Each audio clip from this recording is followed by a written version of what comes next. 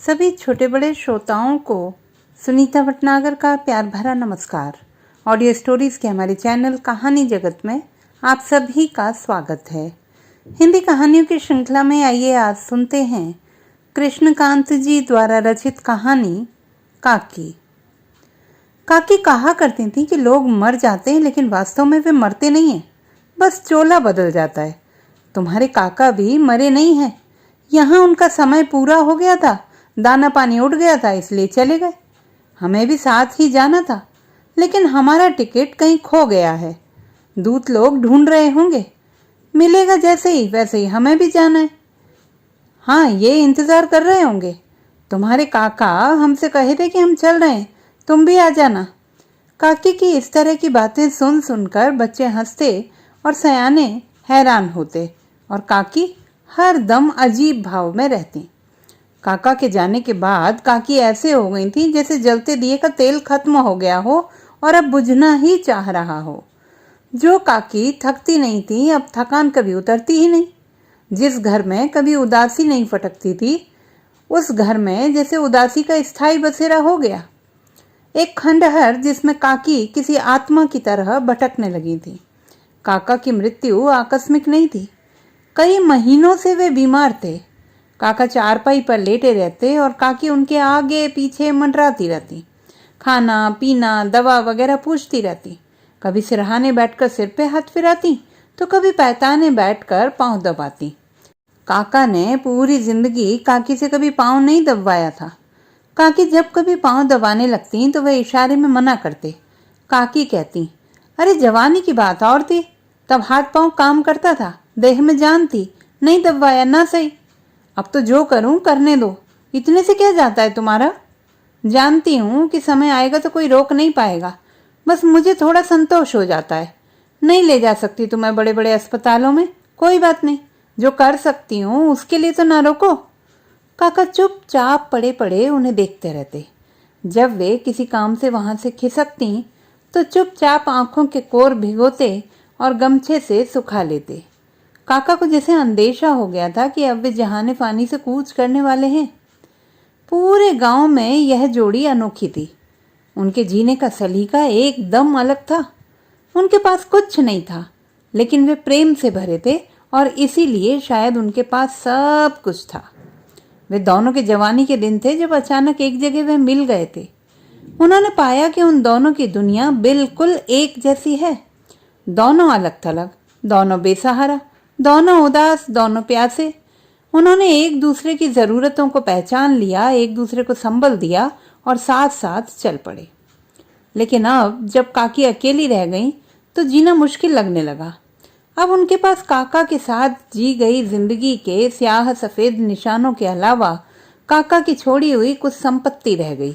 मसलन एक कमरे का मिट्टी का घर, उसमें एक कोने में लगा हुआ काका का पुराना बिस्तर, एक जोड़ी हुक्का, एक पीतल का लोटा, घरेलू उपयोग की कुछ छोटी मोटी वस्तुएं और एक गाय बछड़ा।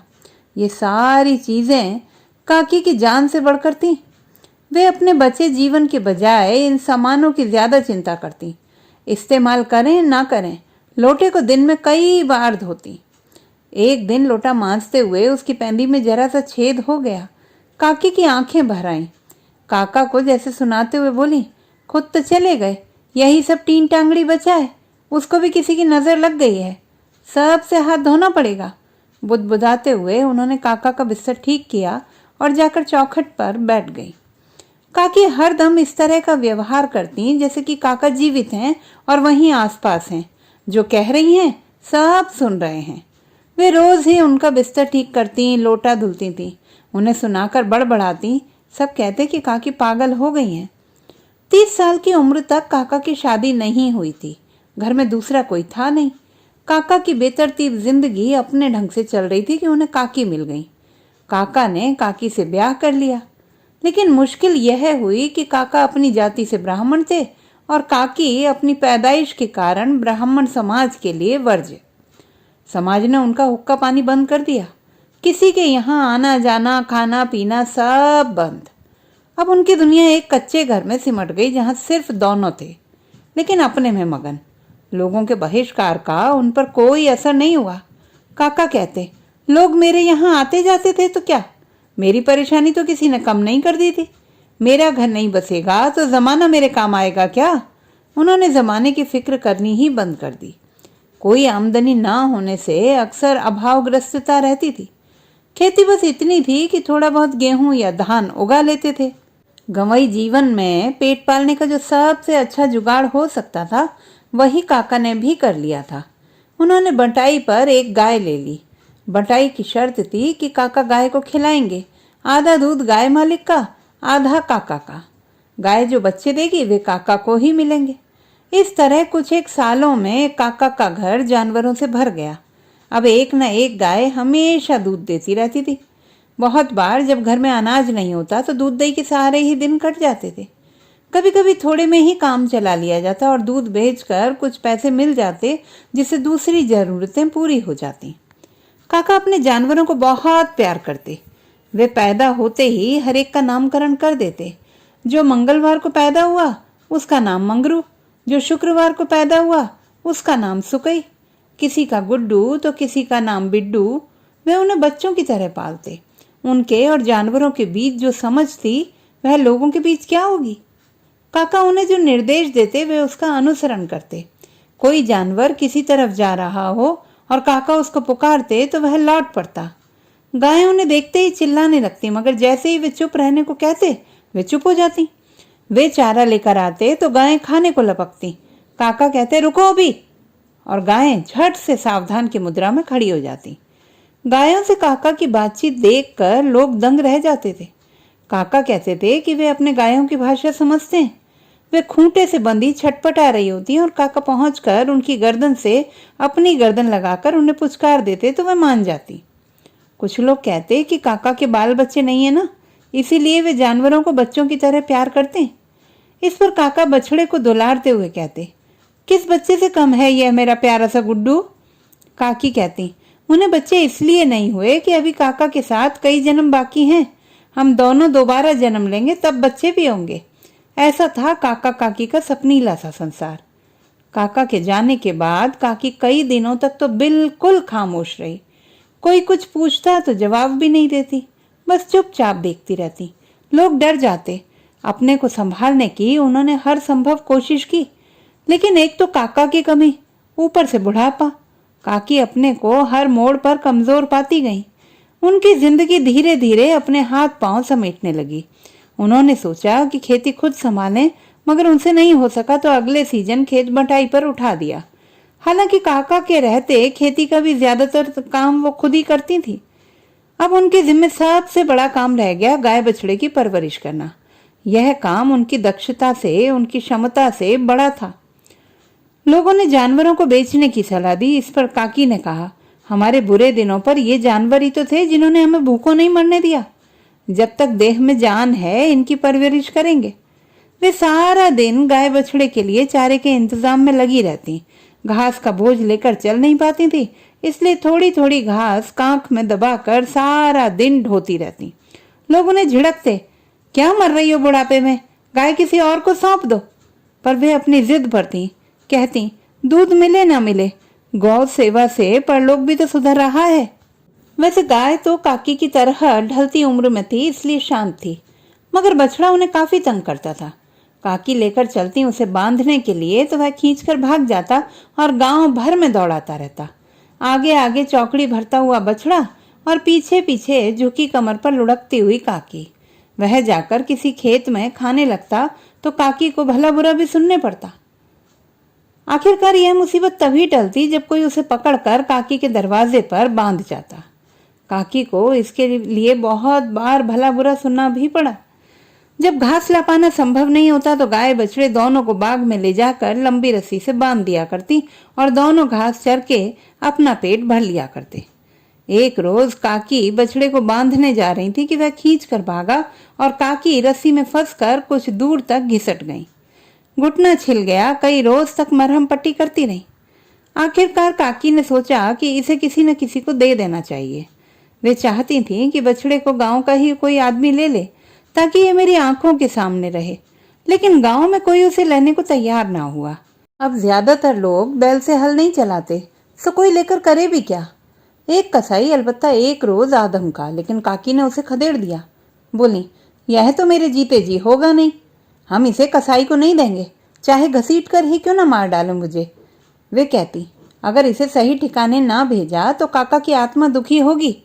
मगर जब कोई उसे लेने को तैयार ना हुआ तो हार कर उन्होंने उसे पशु बाजार में बेचने का फैसला किया। पशु बाजार गांव से करीब 8 किलोमीटर दूर था। काकी बछड़े को लेकर चल पड़ी। सड़क पर पहुंचते ही बछड़े को ट्रक दिखा और वह डर कर भागा। काकी ने उसका पगहा हाथ में लपेट रखा था। वे बछड़े के पीछे दूर तक घिसटती गईं। जब तक हाथ से पगहा छूटता, काकी काफी चोट खा गई थी। बछड़ा भागते भागते काफी दूर निकल गया और ओझल हो गया। काफी खोजबीन के बाद बहुत दूर जाकर किसी के खेत में खाते हुए दिखा। काकी ने कुछ लड़कों की मदद से उसे पकड़ा, लेकिन वह फिर खींचकर भाग गया। आखिरकार गांव के कुछ नौजवान और रास्ते में मिल गए जो अपने अपने बैल बछड़े बेचने के लिए ले जा रहे थे। उन्हीं में से एक ने अपना बूढ़ा बैल काकी को पकड़ाया और बछड़े को अपनी हिरासत में लिया। बाजार पहुंचकर सबने अपने अपने जानवरों को पेड़ की जड़ों में बांध दिया। काकी भी अपने बछड़े को एक जगह बांध कर बैठ गईं। वे बहुत थक गई थी, पोर पोर दुखने लगा था।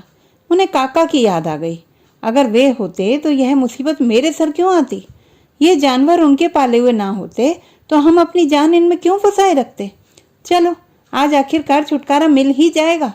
औने पौने गाय भी बेच देंगे, बस फुर्सत। काकी बड़बड़ा रही थी। तभी किसी ने पूछा, अरे माई, अकेले किससे बतिया रही हैं? ये बछड़ा आप ही का है ना? कितने में बैठेगा? दूसरे ने कहा, अरे बैठना क्या है, पहले देखो तो सही, किसी काम का हो तब ना। तीसरे ने कहा, यह टिड्डा तो किसी काम का नहीं है, क्या करेंगे इसे लेकर? काकी बोली, भैया जो मन आए दे दो और ले जाओ। कुछ देर आगे पीछे से बछड़े का निरीक्षण करने के बाद तीनों ने मिलकर 20 गज निकाला और चलते बने। इसी तरह दिन भर लोग आते रहे, साल पर साल पूछते रहे, पल्ले के कोई नहीं गया। शाम होने को हो आई, लोग अपने घर लौटने लगे। जिनके जानवर बिक गए थे और मन मुताबिक दाम मिल गया था वे खुश थे। जिनका सौदा थोड़े घाटे में गया वे थोड़ा मायूस थे। जिनके नहीं बिके वे निराश होकर लौटने की तैयारी करने लगे। काकी कह रही थी कि इसे यहीं छोड़ जाती, लेकिन जाने कौन ले जाए, क्या करे, कुछ समझ में नहीं आता क्या करूं। बछड़े को लेकर वापस लौटना भी उनका जी लरज रहा था। साथ आए लोगों में से किसी का कुछ नहीं बिका। जो लड़का काकी का बछड़ा लाया था उसके बैल भी नहीं बिके थे। उसने काकी से कहा, काकी आप मेरे बैल ले चलिए, मैं आपका बछड़ा ले चलता हूँ। लौटने की पूरी तैयारी हो गई थी कि दो आदमी टहलते हुए उधर आए। एक ने काकी से पूछा, बछड़ा आपका है, कितने में पड़ेगा? काकी ने वही वाक्य दोहरा दिया जो सुबह से दोहरा रही थी, जो देना हो भैया दे दो, ले जाओ।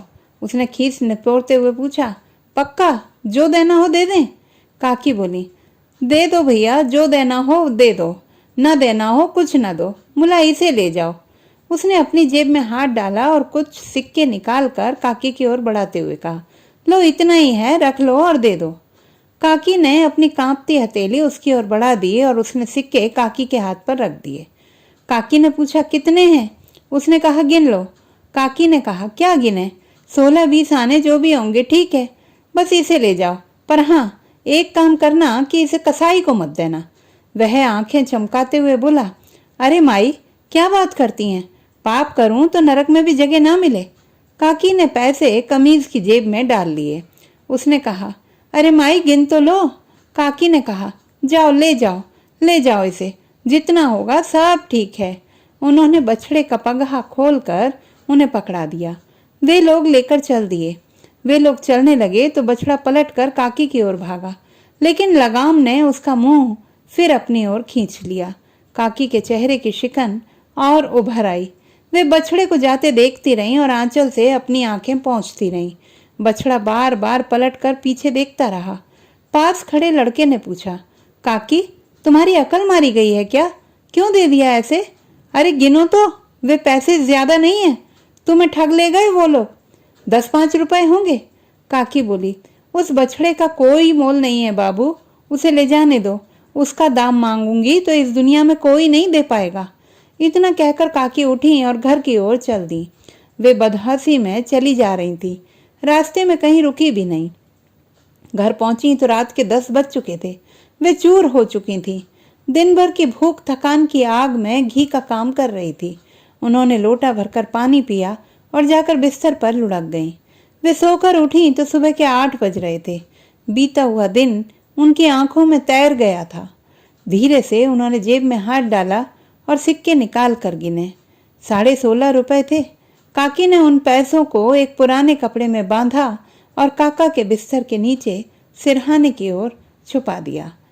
तो दोस्तों, यदि हमारी आज की कहानी आपको कैसी लगी कमेंट बॉक्स में लिखना ना भूलें।